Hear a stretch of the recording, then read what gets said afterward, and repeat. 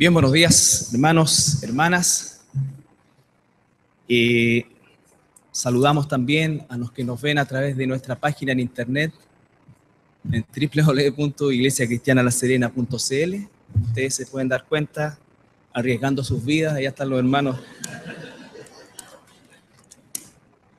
para que esta transmisión pueda salir. Bueno, vamos a esperar que se acomoden.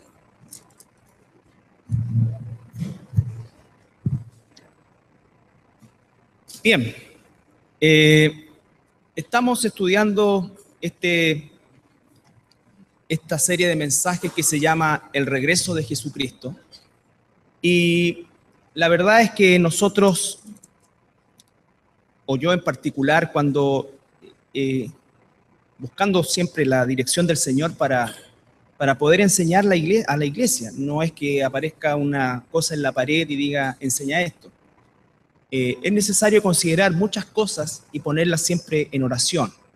Yo entiendo por algunos comentarios que he recibido que alguna parte de la iglesia no ha entendido muy bien la temática que estamos tratando, y es razón por la cual justamente hacemos estos estudios, porque de alguna manera también lo que se busca es entregar o desafiar, por decirlo de alguna manera, a la iglesia, a todos nosotros, a profundizar aún más en la Escritura, entendiendo que somos inmensamente bendecidos por ella, pero también somos en la misma magnitud responsables de lo que tenemos, de la libertad que tenemos, de las facilidades que tenemos, y por supuesto que eso de alguna u otra forma resulta fundamental a la hora de...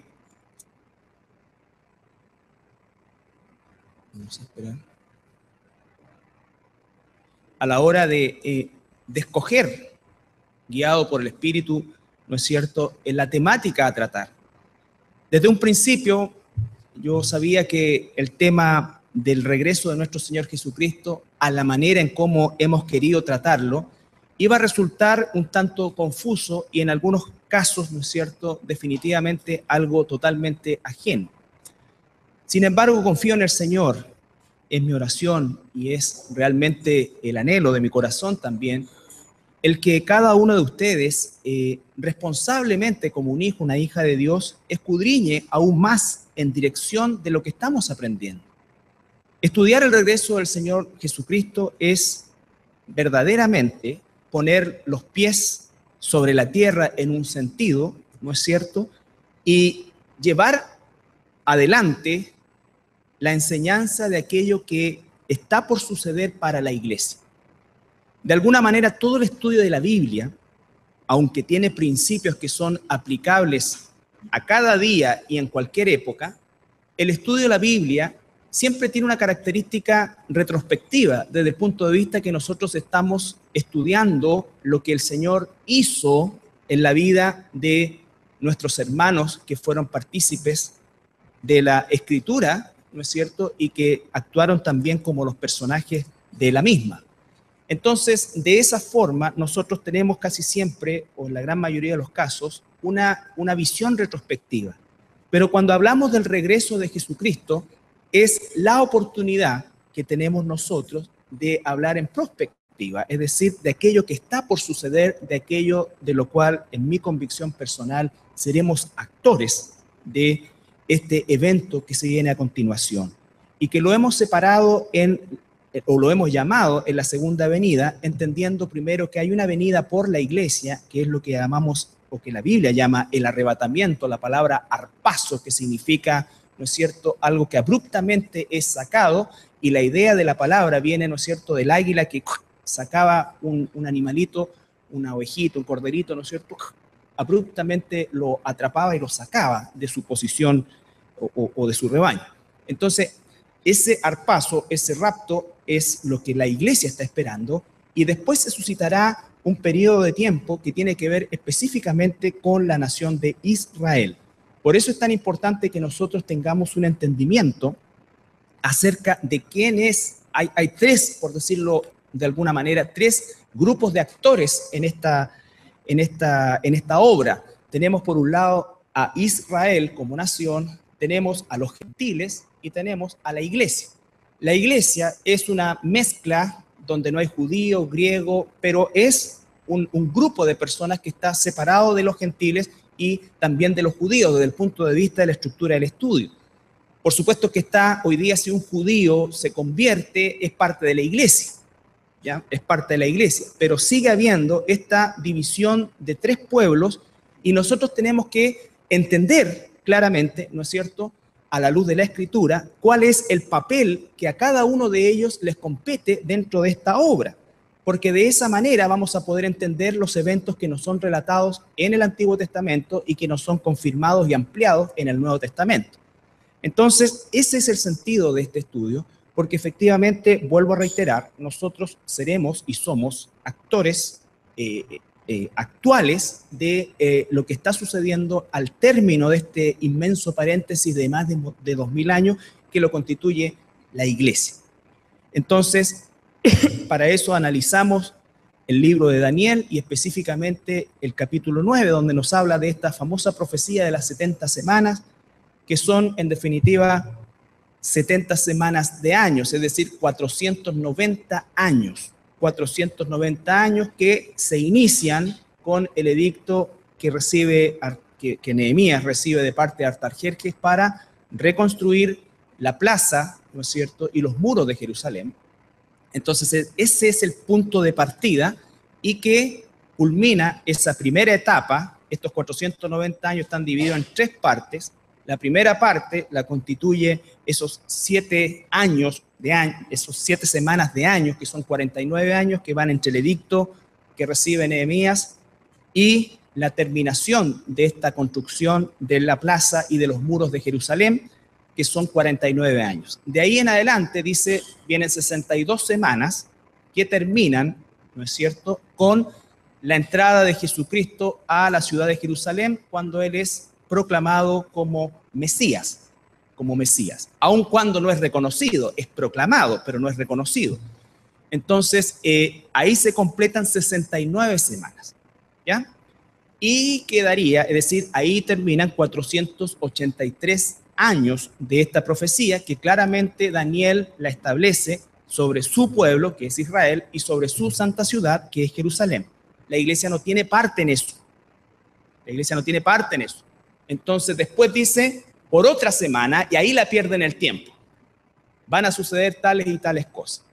En el paréntesis de la iglesia, ¿no es cierto?, que comienza ese paréntesis, por así decirlo, a partir de la entrada de Jesucristo, ocurren varias cosas. Ocurre, por supuesto, la muerte, resurrección y ascensión de nuestro Señor Jesucristo.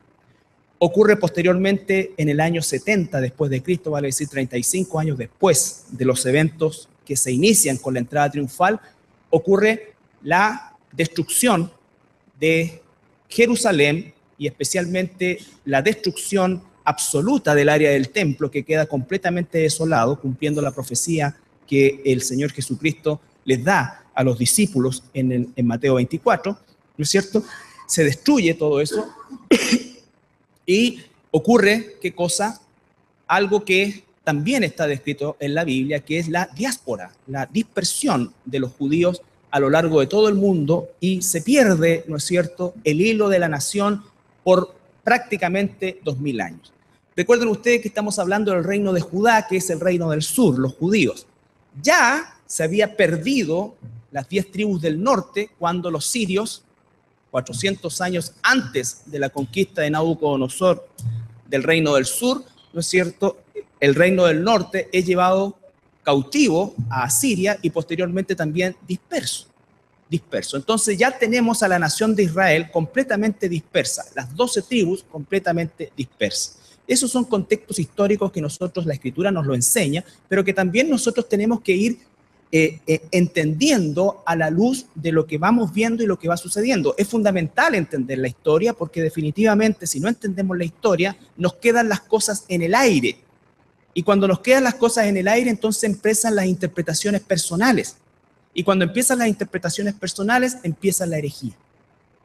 Porque entonces yo creo que esto es así, o a mí me parece que esto es así.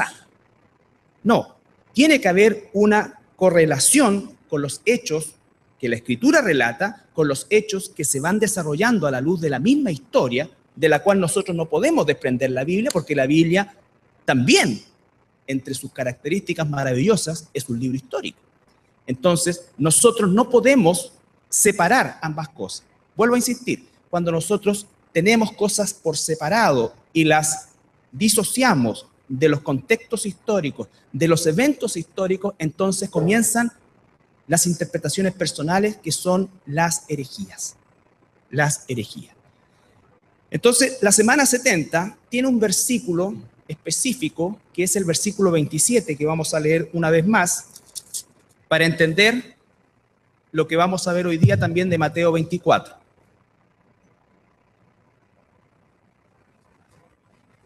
Versículos 26 y 27 de Daniel 9.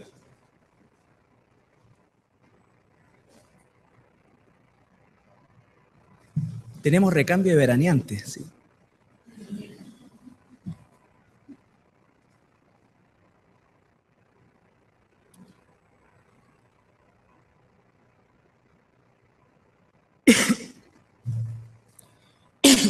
Perdón.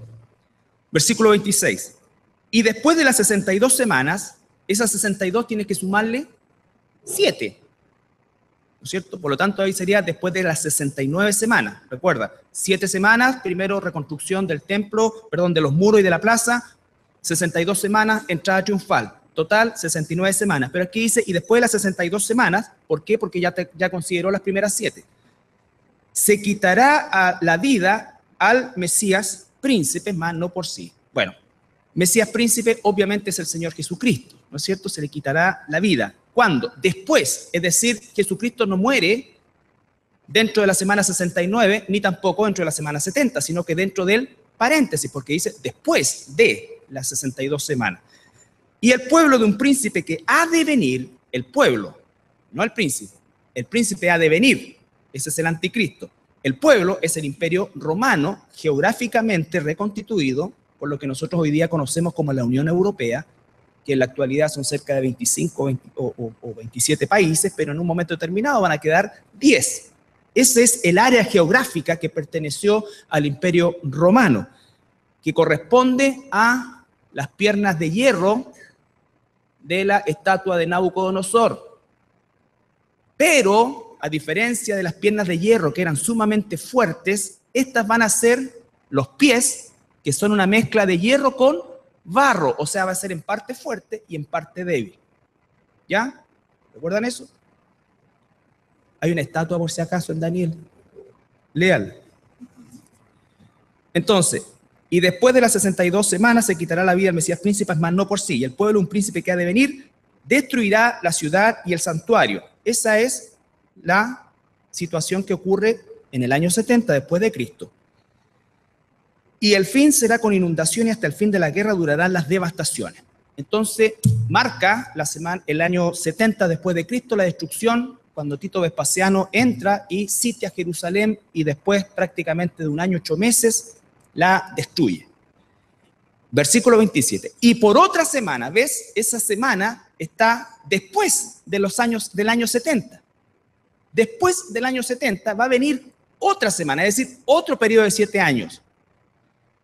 Confirmará el pacto con muchos. Piensa aquí, Tito destruye el templo, ¿no es cierto? Y Jerusalén. Y dice que después, en otra semana, va a confirmarse un pacto y a la mitad de esa semana se cesarán o hará cesar los sacrificios. ¿Qué significa eso? Si el templo acaba de decir en el versículo 26 que va a ser destruido por el pueblo, un príncipe que ha de venir, que hay otro templo, ¿no es cierto? De lo contrario, porque los sacrificios los judíos no los ofrecen en cualquier parte. El único lugar donde un judío puede ofrecer sacrificio es el templo, y el único lugar donde ese templo puede estar es el monte Moriah, en la colina de Sión en Jerusalén. ¿Estamos?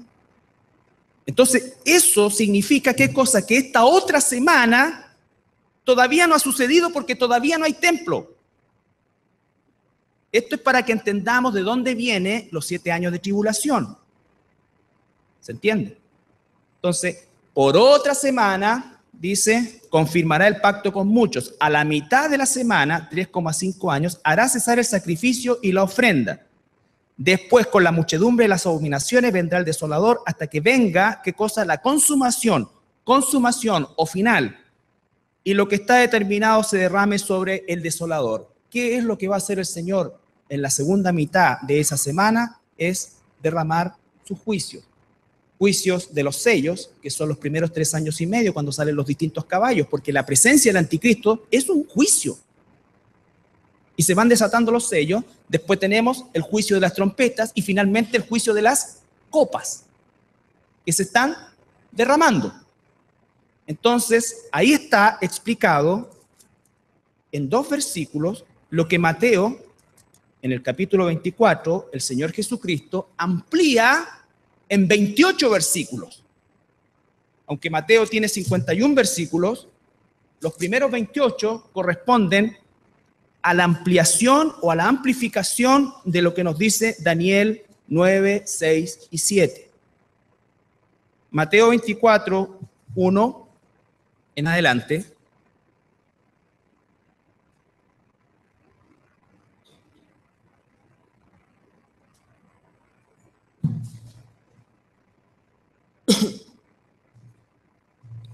Cuando Jesús salió del templo, ese templo, 35 años más, lo iba a destruir Tito. Cuando Jesús salió del templo y se iba, se acercaron sus discípulos para mostrarle los edificios del templo. Recuerda que cuando analizamos el pasaje paralelo en Marcos, esos discípulos eran Pedro, Juan, Santiago y Andrés. Es decir, 4 discípulos se acercan a él. Respondiendo, versículo 2, él les dijo, ¿veis todo esto? De cierto os digo que no quedará aquí piedra sobre piedra que no sea derribada. Está cumpliendo o está ratificando la profecía de Daniel 9, 26. ¿No es cierto? Han pasado siglos, pero Jesús está confirmando que ese templo va a ser destruido. Entonces, en ese contexto que tiene que ver, porque no lo puedo disociar, porque lo que dijo Jesús aquí es lo que dijo Daniel antes. ¿Y lo que dijo Daniel antes tiene que ver con quién? ¿Con la iglesia? No, tiene que ver con la ciudad de David, o sea, la ciudad de Daniel, la santa ciudad de Daniel, que no es santa para nosotros, el pueblo de Daniel, que es Israel. En ese contexto, y estando él sentado en el monte de los olivos, los discípulos se le acercaron aparte diciendo, esos 4 discípulos, dinos, ¿cuándo serán estas cosas? ¿Cuáles cosas? La destrucción del templo. Imagínate lo que significa para los discípulos mostrarle, como sacando pecho, ¿no es cierto?, el área del templo, que era una cosa gigantesca. Recuerden que Herodes hizo ampliar la meseta del monte Sión de tal manera que habían edificios, no solamente estaba el esplendor del templo, sino que había un complejo de edificios, por eso es que usa la palabra plural, edificios. Entonces dice, y estando él sentado en el monte de los olivos, los discípulos se le acercaron para aparte diciendo, dinos cuándo serán estas cosas y qué señal habrá de tu venida. Ellos no están pensando en el rapto, de tu venida y del fin del siglo o de los tiempos. Entonces son 3 preguntas. ¿Cuándo sucederá esto? ¿Qué señal habrá de tu venida? ¿Y cómo sabremos que esto se va a acabar? Esas son 3 preguntas que se le hacen. La respuesta de Jesús inmediatamente en el versículo 4 dice, lo primero, mirad que nadie os engañe. Eso es, hermanos, porque hay burladores el día de hoy que están negando el rapto y lo están negando en la iglesia. Voy a hacer un paréntesis acá, no de 2000 años, un paréntesis. Mi hermano me mostraba el otro día, que le llegó a él también, un video de este personaje de la farándula llamado Salfate. Y ¿sabes qué? Se me llegaban a parar los pelos de cómo ese hombre está hablando del rapto con versículos bíblicos que la misma iglesia y líderes y pastores el día de hoy están negando. Esto es, hermanos, equivalente a decir cuando Jesús le dijo, los fariseos, ¿se acuerdan cuando él van entrando y gritan, Yoshaná, al hijo de David?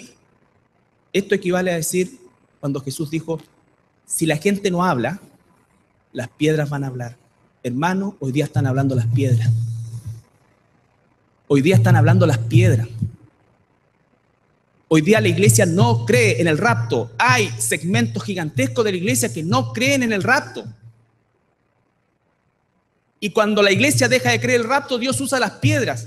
Es impresionante, parecía un estudio bíblico, con errores, por supuesto, y todo, y interpretaciones propias, pero básicamente él hablaba del arrebatamiento de la gente que se iba a quedar, usó Tesalonicenses, usó todos los versículos que hablan del rapto y que están en el Nuevo Testamento. Este esfuerzo por entender la semana 70 es para que a ti y a mí, como hijos de Dios, no nos quede duda de que viene el rapto. Bastaría con enseñar lo que está en el Nuevo Testamento, que es una doctrina absolutamente clara, para entender que hay un rapto, que el Señor va a sacar a su desposada con la cual se va a casar en la boda del Cordero en el cielo, a la cual va a librar de la ira.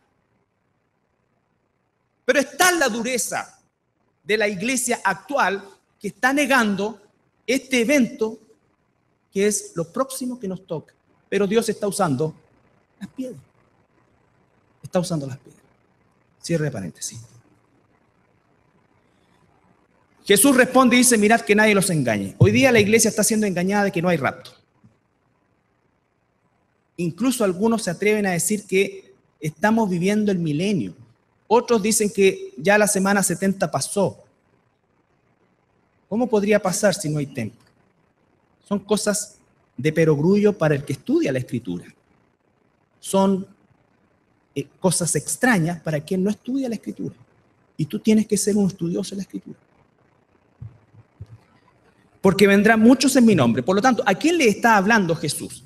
Vendrán muchos en mi nombre diciendo, yo soy el Cristo, y a muchos se engañarán. Pregunta, ¿un cristiano verdadero puede ser engañado por un falso Mesías? No, porque el Espíritu Santo es el que lo guía a toda verdad y el Espíritu Santo es el que le da discernimiento. Por lo tanto, ¿quiénes son los que van a ser engañados con falsos Mesías? Los judíos. Los judíos han sido engañados y van a ser engañados.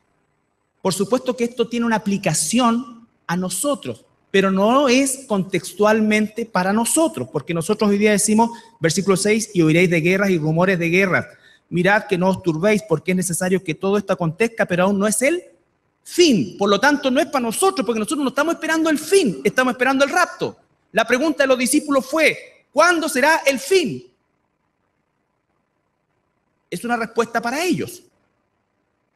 Entonces dice, y oiréis de guerras y rumores de guerras. Hoy día nosotros tenemos guerras, claro que hay guerra. Pero lo que estamos hablando aquí es la escala mundial. No va a haber lugar del mundo donde no se escuche de conflictos. Nosotros hemos tenido destellos de lo que se va a vivir esa semana 70. Y dice, porque se levantará nación contra nación, reino contra reino. Hoy día no se levantan nación contra nación y reino contra reino en la magnitud mundial. Hoy día hay conflicto en todo el mundo, en algunas partes del mundo, y nunca ha dejado de haber conflictos en el mundo, pero todavía son conflictos de carácter local. Los rebeldes rusos contra los ucranianos, acá, allá, ¿no es cierto?, en el Medio Oriente, pan de todos los días, pero todavía es una cosa local. Y todo esto, versículo 8, será principio de dolores. Principio de dolores. Nosotros no vamos a ser dados a luz. Lo que va a ser dado a luz es el milenio. La iglesia es la desposada de Jesús, no es la hija o el hijo de Jesús. Dolores de parto, ¿cuál es la característica? Todas las hermanas que son mamás saben exactamente lo que significan los dolores de parto, ¿no es cierto? Primero empiezan bien aislados y no tan intensos, pero después van increciendo, ¿no es cierto? Aumenta el dolor y se acortan los plazos hasta que ocurre el parto. ¿Ya? El parto. Salvo que no existía en ese tiempo, ¿no es cierto? la cesárea. Pero en el proceso natural, ¿no es cierto?, van los dolores acercándose, acortándose los tiempos y aumentando la intensidad del dolor, hasta que ocurre el parto. Eso es lo que va a ocurrir en la tribulación. ¿Por qué? Porque la primera escena que tenemos de la tribulación está en el capítulo 6 de Apocalipsis. Sale el jinete con el caballo blanco, todo el mundo cree que hay paz. Pero al poquito rato ese mismo jinete se transforma en rojo, se levanta nación contra nación, reino contra reino, y dice que se le dio potestad para quitar la paz, ya no de un lugar en específico, sino que la paz de la tierra. Entonces van a escuchar de guerras en todos lados, va a tener un alcance mundial. Versículo 9. Entonces, a los judíos, esto por supuesto que tiene una aplicación a la historia de la iglesia, pero estamos analizando el contexto directo y lo que el texto nos está diciendo. Yo puedo aplicar conceptos bíblicos, versículos bíblicos a mi vida, ¿no es cierto? Y tenemos el ejemplo clásico de David y Goliat, entonces yo puedo pensar que mi jefe es el gigante, el dolor, el cáncer, ese es mi gigante y yo lo voy a derribar. Claro, esa es una aplicación, pero el contexto es otro. Tenemos que nosotros entender el contexto. A los cristianos les gustan mucho las aplicaciones, pero nos olvidamos del contexto, y como nos olvidamos del contexto, entonces después nos empezamos a diluir. Y todo lo alegorizamos. Todo lo alegorizamos. Y nos olvidamos que la Biblia es una historia que no podemos nosotros sacar cualquier cosa y hacer de ella, ¿no es cierto?, una doctrina. Entonces os entregarán a tribulación y os matarán y seréis aborrecidos de toda la gente por causa de mi nombre.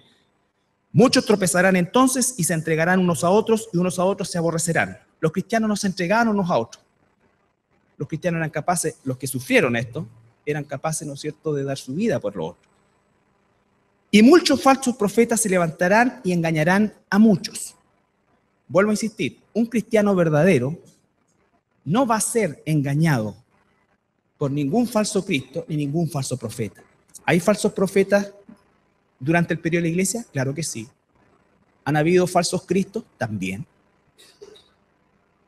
¿Hay cristianos verdaderos que los han seguido? Quizás en un primer tiempo. Quizás en un primer tiempo. Pero un verdadero cristiano no puede ser engañado porque el Espíritu Santo que mora en él no va a dejar que sea engañado. Esas son las arras de nuestra salvación. Tenemos el sello del Espíritu Santo, tenemos la unción del Espíritu Santo. Por lo tanto, ni uno se va a perder, dice el Señor. Y por haberse multiplicado la maldad, el amor de muchos se enfriará. Mas el que persevere hasta el fin, este será salvo. El que persevere hasta el fin. ¿Alguien es salvo por perseverar? Está hablando entonces ¿de qué? De que la perseverancia, ¿de qué? Del sufrimiento que van a tener en ese tiempo. Será salvo y llegará al fin y entrará al reino milenial. Eso es lo que está diciendo. A propósito, otro paréntesis. Satanás aborrece y es el padre del antisemitismo. Y la pregunta es ¿por qué? La pregunta es ¿por qué? Cuando Jesús vuelva, no en el rapto, en su segunda venida, cuando Jesús venga, ¿sobre quién va a reinar? Sobre la nación de Israel. Él se va a guardar un remanente sobre los cuales va a fundar otra vez Israel, y en Jerusalén se va a sentar, dice, y el trono de David. ¿Recuerdan la promesa del arcángel Gabriel que no es el goleador de la Universidad de Concepción, que espero venga a morir a Serena? En Lucas, capítulo 1, versículos 31 y 32. Yo sé que de repente salto de un lado para otro, pero sigan la línea. Es que esto es importante. Lucas 1, 31, 32.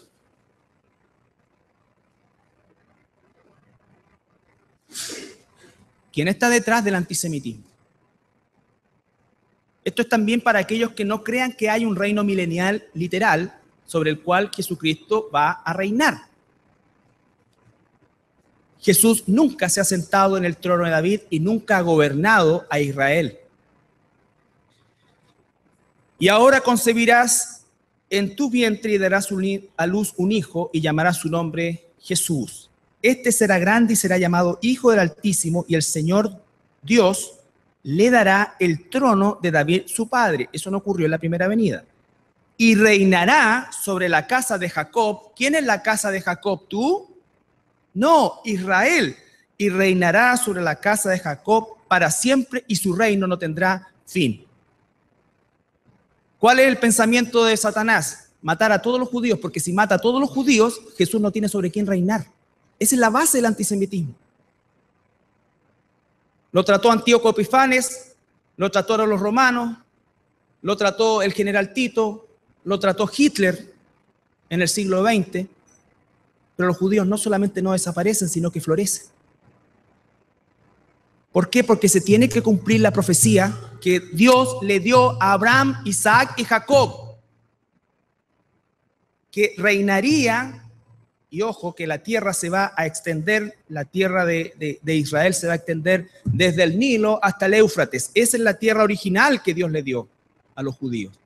Por eso es una aberración y es una violación a los principios de Dios lo que los judíos han hecho de cambiar tierra por paz, porque ellos están confiando en el hombre y no en Dios. Pero es parte de lo que están viviendo. Entonces, hermanos, se trata de que nosotros debemos entender lo que pasa con Israel para entender lo que va a pasar y lo que ha pasado en el mundo. Volvamos a Mateo. Mas el que persevere hasta el fin será salvo. Y será predicado este evangelio del reino en todo el mundo para testimonio de todas las naciones, entonces vendrá el fin. ¿Quiénes son los principales gestores de ese evangelismo mundial? 144,000 judíos que Dios va a tomar y que los tiene seleccionados y les va a dar el espíritu misionero de Pablo y los va a mandar por el mundo, y el evangelismo más grande que va a haber en el planeta desde los tiempos inmemoriales va a ser en ese momento. ¿Y cómo sabemos que esa palabra no es para nosotros? Porque dice, y después vendrá el fin. Nosotros hoy día predicamos el evangelio y vendrá el rapto, no el fin. La pregunta de los discípulos fue: ¿cuándo será el fin del tiempo? No podemos perder el hilo de la pregunta. Y será predicado este evangelio del reino en todo el mundo para testimonio de todas las naciones, y entonces vendrá el fin. Recuerden que al final de los tiempos, cuando ya no queda casi nadie, salen los ángeles, un par de ángeles a predicar el evangelio. Entonces, los que están en Judea, no dice los que están en Antofagasta, en Arica, no. Los que están en Judea huyan a los montes. El que esté en la azotea no descienda para tomar algo de su casa, y el que esté en el campo no vuelva atrás para tomar su capa. Y hay de las que hay de las que estén encintas y de las que críen en aquellos días. Orad para que vuestra vida no sea un invierno ni en día de reposo. Se va a volver a instituir el día de reposo, ya no optativo, sino que obligatorio. Hoy día en Israel solamente los religiosos guardan el día de reposo de manera estricta. Los otros lo guardan, entre comillas, algunos de manera más cultural. Pero en aquel entonces, como Israel va a volver a tener su templo, como se va a volver a constituir el corazón de la identidad judía, ¿no es cierto?, israelita, va a volver todo eso a ser como lo era en un principio, un estamento de carácter legal. Por eso dice, a nosotros no tenemos nada que ver ni con el día de reposo. Orad porque vuestra huida no sea en invierno ni el día de reposo, porque habrá entonces gran tribulación, cual no la ha habido desde el principio del mundo hasta ahora ni la habrá. Es cierto, la tierra pasa momentos malos, estamos viviendo momentos difíciles, pero nada va a ser comparable con eso. Eso a escala mundial de todos los días. Por eso dice, y si aquellos días no fuesen acortados, nadie sería salvo, más por causa de los escogidos. ¿Quiénes? Los judíos. Y además, todos los que hayan sido salvados en aquella época por el ministerio evangelístico de los 144,000 y de los cientos de miles, millones también de cristianos que van a ver en ese tiempo. La obra evangelística más grande va a ser en ese tiempo. Pero los días van a tener que ser acortados, si no, no va a quedar ninguno. Entonces, si algunos dijeren, mirad, aquí está el Cristo, mirad, ahí está, no lo creáis. Ahora, cuando los judíos se den cuenta de que quien está en el trono en Jerusalén no era el Mesías, sino que es el anticristo, ellos van a dispersarse, perderse, y el anticristo los va a seguir por todos lados, especialmente a los judíos. Entonces van a decir, el Cristo vino para que salgan y poder matarlo, ¿ya? Porque así te dicen, oye, Jesús está en el campo. Si somos cristianos verdaderos, no vamos ni a mirar. Po. ¿O tú estás esperando eso? Que alguien te diga, mira, Jesús está allá, está en la playa. Jesús está allá, Jesús está en el valle. Seguramente lo ven como... Ven hasta el quinto cielo. Pero un cristiano verdadero sabe que no. Porque se levantarán falsos cristos y falsos profetas. Entonces también la actividad de los falsos va a ser multiplicada inmensamente para poder sacar afuera a todos los creyentes, principalmente a los judíos. Y harán grandes señales y prodigios de tal manera que engañarán, si fuere posible, aún a los escogidos. Ahora, si engañan a un escogido, ¿qué le pasa? ¿Pierde su salvación? No, seguramente lo van a matar, pero no pierde su salvación. Ya os lo he dicho antes, así que si dijeren, mirad, está en el desierto, no salgáis, o mirad, está en los aposentos, no lo creáis. Porque como relámpago, aquí viene, como relámpago que sale del oriente y se muestra hasta el occidente, así será también la venida del Hijo del Hombre. Así será la venida del Hijo del Hombre. No va a ser algo puntual como fue su primera venida a una ciudad en particular, a un pueblo en particular, sino que ahora su segunda venida es total. Nadie va a quedar ajeno a la segunda venida de Jesucristo, que no es el rapto. Así será también la venida del Hijo del Hombre. Y agrega el versículo 28, porque donde quiera que estuviera el cuerpo muerto, allí se juntarán las águilas.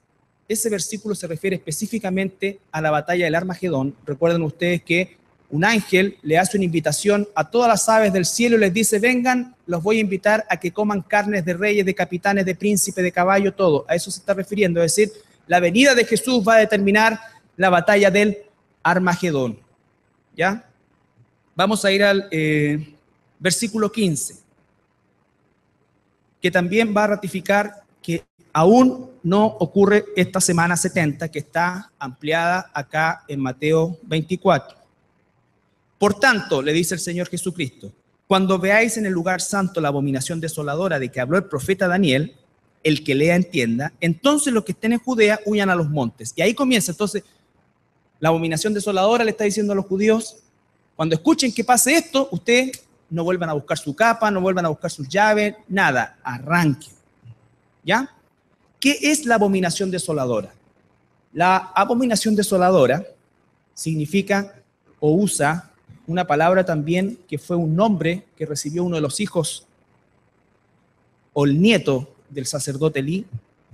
Los que saben la historia, ¿no es cierto? Elí era sacerdote en Sucot y sus dos hijos también practicaban el sacerdocio, pero eran corruptos.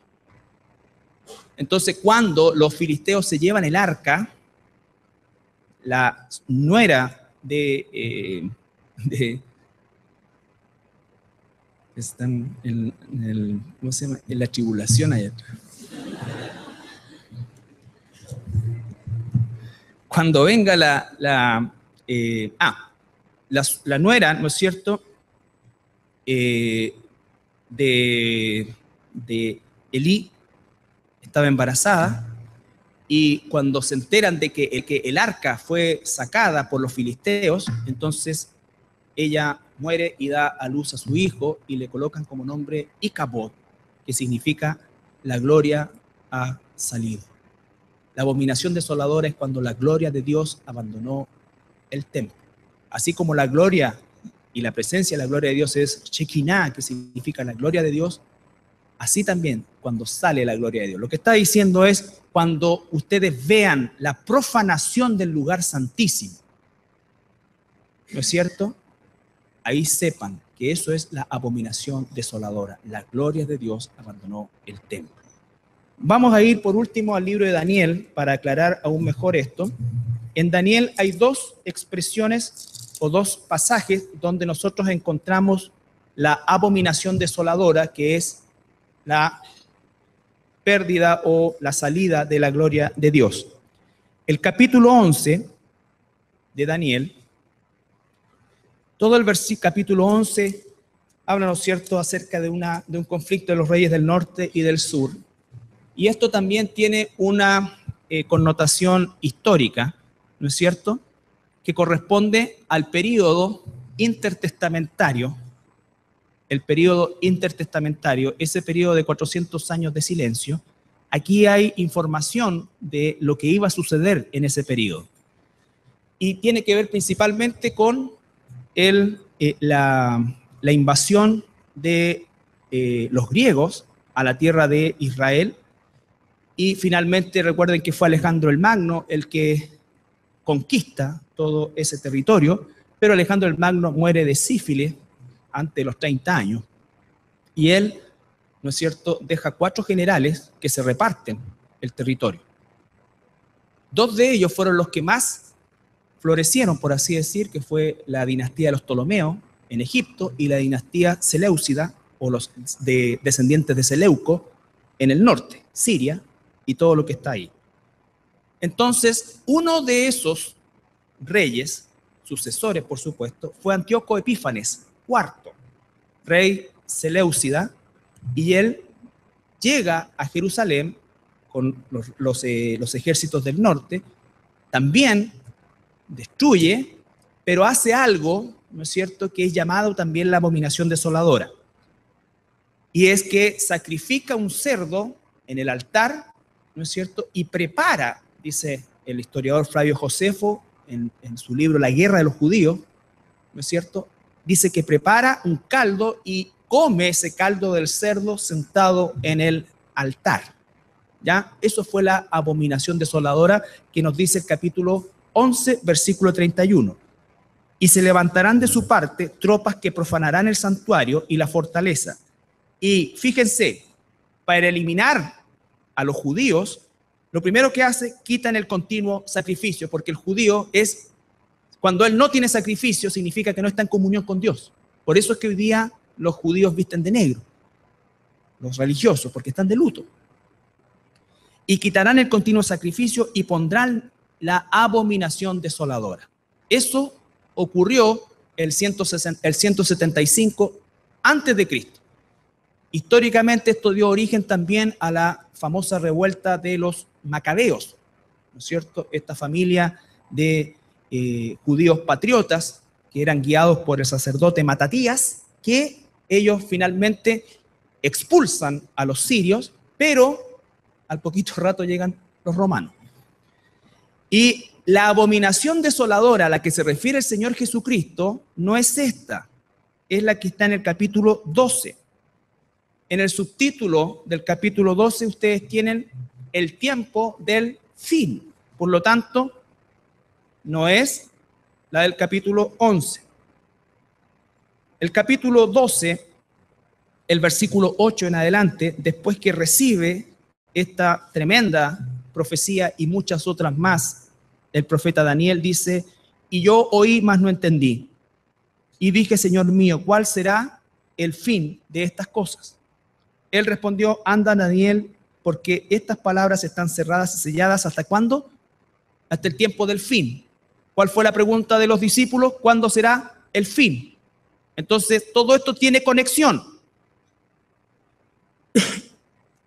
Muchos serán limpios y emblanquecidos y purificados. Los impíos procederán impíamente y ninguno de los impíos entenderá, pero los entendidos comprenderán. Por eso es que un verdadero cristiano nunca puede ser engañado por un falso profeta o un falso mesías. Y desde el tiempo que se ha quitado el continuo sacrificio, lo que significa que tiene que haber una reconstrucción del templo, que tiene que haber una cosa, hasta la abominación desoladora habrá 1290 días, 3 años y medio. Entre que sale el jinete en el caballo blanco y la abominación desoladora hay 3 años y medio.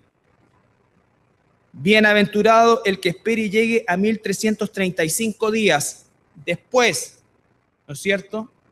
¿Por qué? Porque ahí está el final de los 7 años de tribulación.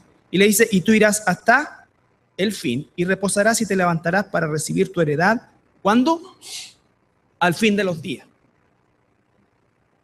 Entonces, Mateo 24, Daniel 9, Mateo 24, Apocalipsis del 6 al 19, son los mismos eventos que tienen que ver con esta semana 70 que la iglesia no va a pasar, que tiene que ver específicamente con el pueblo de Daniel, que es Israel, con la ciudad santa de Daniel, que es Jerusalén, y todos los eventos que se van a desarrollar allí, ¿no es cierto? Por eso es que dice 2 de Tesalonicenses, y con esto terminamos por hoy.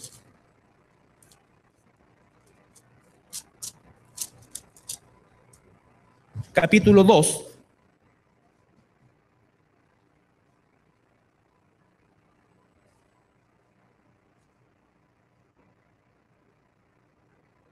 Voy a dar una lectura rápida. Capítulo 2, versículo 1 hasta el versículo 10. ¿Tienen todos? 2 de Tesalonicenses, capítulo 2, versículo 1 al 10. Pero con respecto a la venida de nuestro Señor Jesucristo y nuestra reunión con Él, ahí está hablando del rapto. Recuerden que en 1 Tesalonicenses Él dice, me da lata, pero vayan al 4 de 1 Tesalonicenses.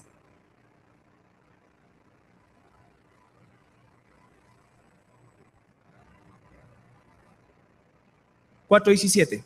Léanlo completo, sí, pero después 4:17. El apóstol Pablo está hablando del rapto.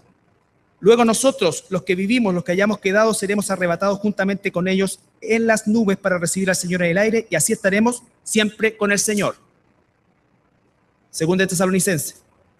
Pero con respecto a la venida de nuestro Señor Jesucristo y nuestra reunión con Él, lo que acabamos de leer, os rogamos, hermanos, que no os dejéis mover fácilmente de vuestro modo de pensar, ni os conturbéis ni por espíritu ni por carta, como si fuera nuestra, en el sentido de que el día del Señor está cerca. Nadie os engañe en ninguna manera, porque no vendrá. ¿Qué no vendrá? Nuestra reunión con Él. Sin que antes se venga, ¿qué cosa? La apostasía, que es el tiempo que vivimos hoy.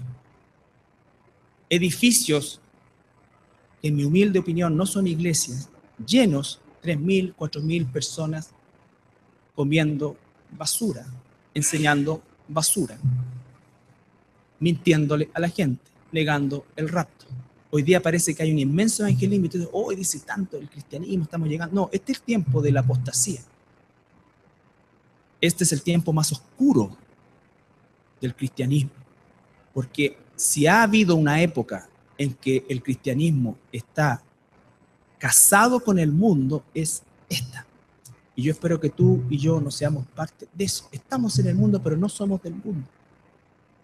Los pensamientos del mundo, las pruebas que tenemos nosotros, las pequeñas cosas o las grandes cosas a las cuales el Señor prueba nuestra fidelidad, ¿cuáles son? Tú vives más como el mundo. Si te sacaran una foto y una radiografía de 24 horas de tu vida, de una semana, de un mes de tu vida, ¿cuál sería la conclusión? Este hombre vive, esta mujer vive un 70% buscando la voluntad de Dios, un 30% de basura, pero está luchando contra eso. ¿O sería a la inversa? ¿Qué es lo que pasaría? Hoy día no sabemos quién es cristiano o no, de verdad. Por eso dice, por los frutos se conoce. Nunca terminamos de sorprendernos de personas que creíamos que eran y no son. O por lo menos actúan que no son. Y dicen, bueno, pero a lo mejor al final sí, a lo mejor, pero no hay una claridad al respecto. O sí, dime. ¿Cuánta falsedad y porquería nosotros escuchamos en relación al Evangelio? ¿Cuánta tibieza hay en el pueblo de Dios hoy día? ¿Cuán vomitimos muchas veces resultamos nosotros por nuestra tibieza? Y no estoy diciendo con esto que salgamos, no, sino que fiel en lo poco, en las decisiones pocas, cuando ponen delante de ti algo que tú sabes que es pecado contra Dios, pero todos se te van a tirar encima, ¿qué vas a hacer? No, si el Señor entiende, yo no, me quedé atrás y no dije nada, y yo no dije, y siempre decimos cosas así, porque no queremos tener problemas sociales. ninguna cosa. Y participamos de todas las mugres del mundo. Entonces, ese es el tiempo que vivimos hoy día. No había espacio para la tibieza en la iglesia primitiva. Nadie os engaña en ninguna manera, porque no vendrá sin que antes venga la apostasía y se manifieste el hombre de pecado, el hijo de perdición, el cual se opone contra todo lo que se llama Dios y es objeto de culto, tanto que se sienta en el templo de Dios, abominación desoladora. Se sienta en el templo de Dios, abominación desoladora, como Dios, haciéndose pasar por Dios. ¿No os acordáis que cuando yo estaba todavía con vosotros decía esto? Y ahora vosotros sabéis lo que lo detiene. La esposa de Cristo lo detiene. Que por supuesto tiene el Espíritu Santo. Porque cuando haya tribulación, el Espíritu Santo también va a obrar. No es que el Espíritu Santo se va y no vuelve. Porque nadie va a ser salvo sin la convicción del Espíritu Santo. Pero la esposa de Cristo es una época determinada. Somos la esposa de Cristo y la esposa de Cristo es la sal y la luz del mundo. La esposa de Cristo es la luz que no podemos meter bajo un mueble. Fíjate que en el tiempo de la tribulación, el Señor le dice a los judíos, arranquen. En el tiempo de la iglesia, el Señor nos dice, brillen, pónganse en lugares, que yo los ponga en lugares donde ustedes puedan brillar. Son dos épocas distintas. Son dos situaciones distintas. Porque ya está en acción el misterio de la iniquidad, por supuesto que está en acción desde el jardín del Edén. Solo que hay quien al presente lo detiene hasta que él a su vez se ha quitado de en medio.